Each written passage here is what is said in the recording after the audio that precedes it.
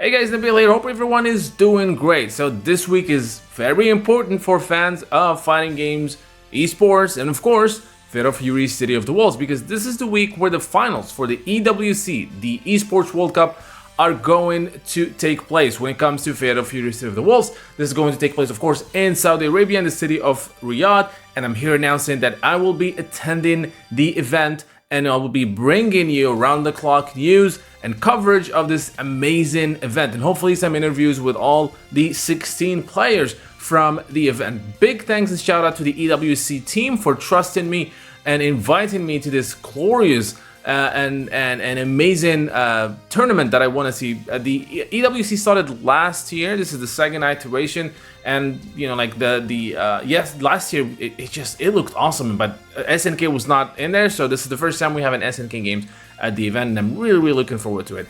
Now, in this video, what I want to do is to bring you guys up to speed on all the players that actually qualified for this tournament, and also to see what's at stakes when it comes to Fatal Fury City of the Wolves at EWC. So before we get started, a gentle reminder to like, subscribe, hit the notification bell so that you are notified whenever I drop a new video. Let's get to it. So we are literally 2 days and 18 hours at the time of me recording this video from the start of the event. So the event is going to take place on the 10th, 11th, and the 12th and this week.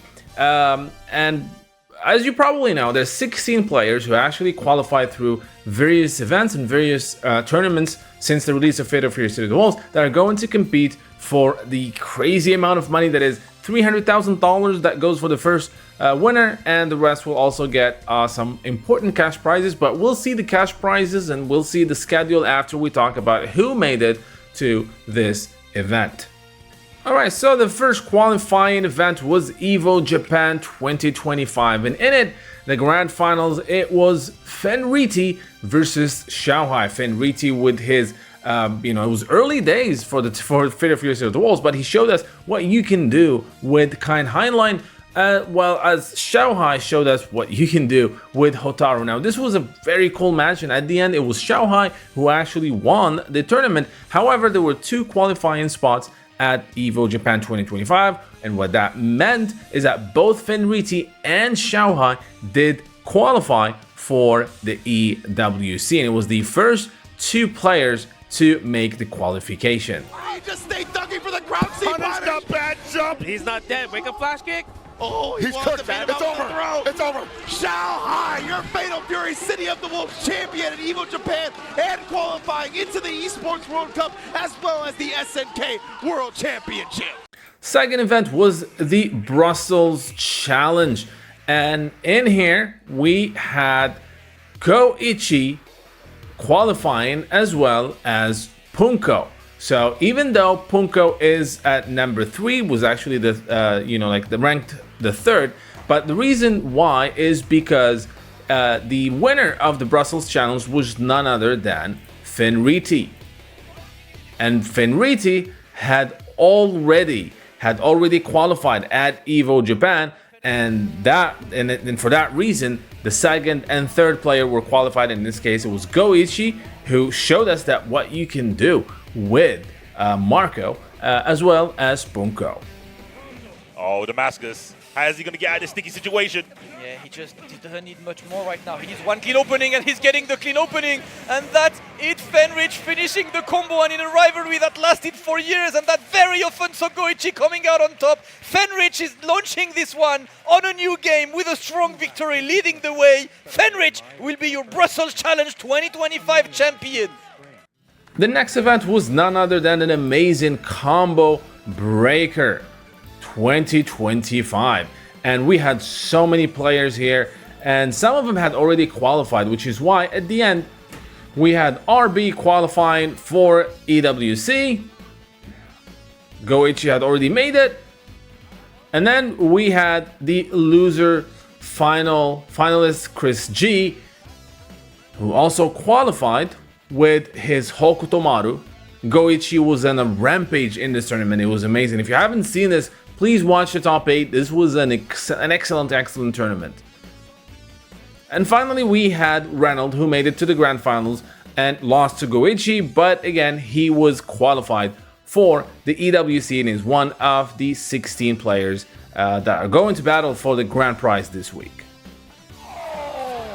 Another Max! What can we do? Oh, and that's it! Goichi punches his ticket to SWC 2025!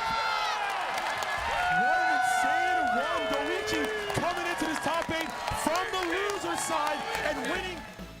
Next event was BAM 2025, and in the grand finals it was Punko going against ZJZ. Now Punko did make it before and made it to the top 16 or the EWC qualified, the EWC finals.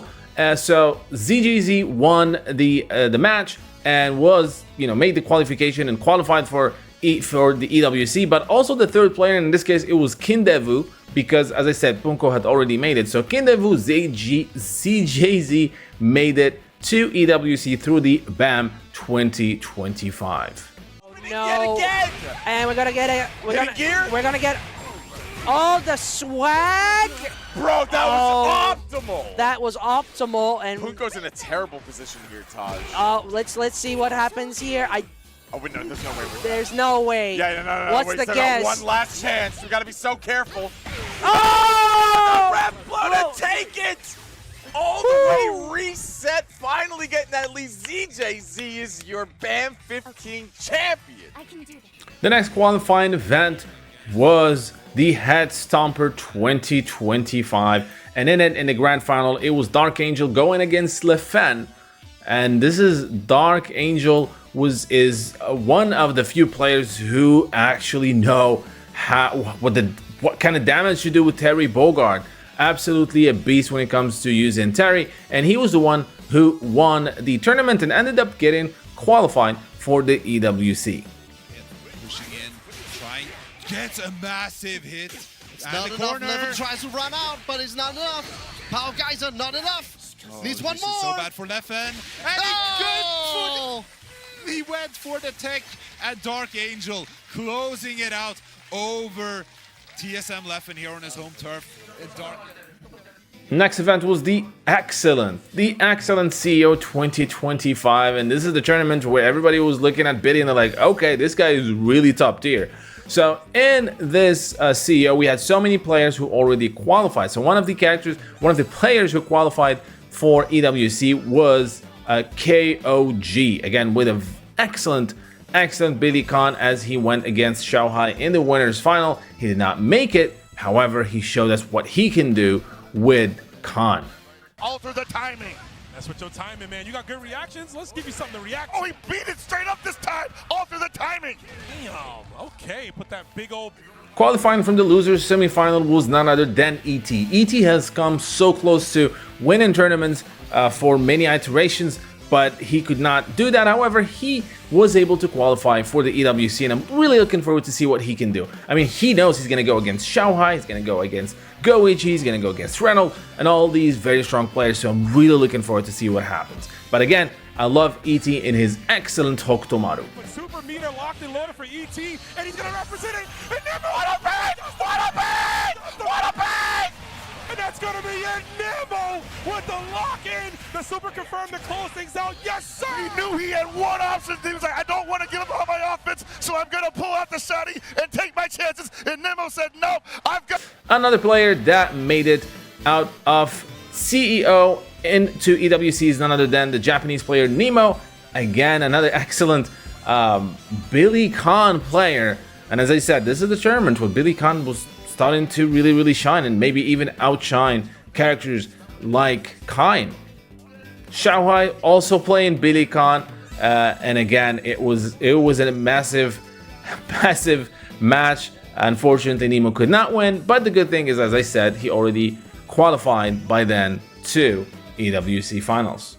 Nemo back in control. Doesn't have 2 bars, so he's not... He's going to spend it. Just got 2 bars. Just got 2 bars. I was agree. going to say he's not going to SPG. Tries to go for the meaty. Oh, tries to base that out. Xiaohai's defense. Oh, counter in. What a catch. But no. He can't go too much because... Xiaohai with the down beat. Just enough to finish him off. Nemo can't believe it. Anticlimactic as it seems. Next qualifying event was the Hen Crash 2022. And in the grand finals, it was Sizzy going against Yonu. However, it was Sizzy who actually won with, again, Billy Khan and made it to the EWC City of the Wolves finals. Really expend anything, even if he That's does true. get a Sizzy hit. in a good position. He's looking at the throw. Is it enough? Hold on. Not quite. One more hit. Can he find it? Chip is a factor. The ref guard. And there it is. Sizzy with a clean 3-0 is your Hen Crash 22 Fated Fury City of the Wolves champion. City of the Cream was the next event for qualifying spot when it comes to the EWC and City of the Wolves. And in the grand final, the Geo made it from the loser side. And he was able, with an excellent Hokutomaru, to reset the brackets. Not only that, but win the match and qualify for EWC. Cuidado, que siente aéreo, muy bien esperando. ¡Ahí está! ¡De Gio! ¡Campeón de Ciudad de la Crema!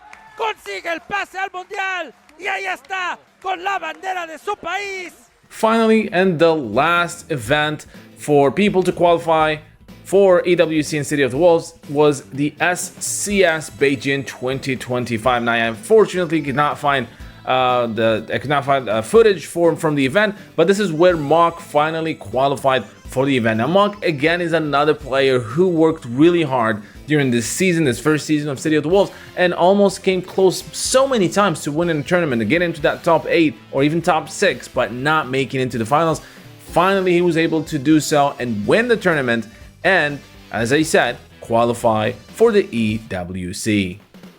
Now that we looked at all the players and how they made it to this top 16, to the EWC finals, let's talk a little bit about the schedule. So the tournament or the finals are going to start on Thursday, July 10th at 4 p.m. Saudi time, right? We're going to see all the players fighting each other. We're going to see, we don't have, they're separated in groups. And this is going to be epic. This is going to be epic.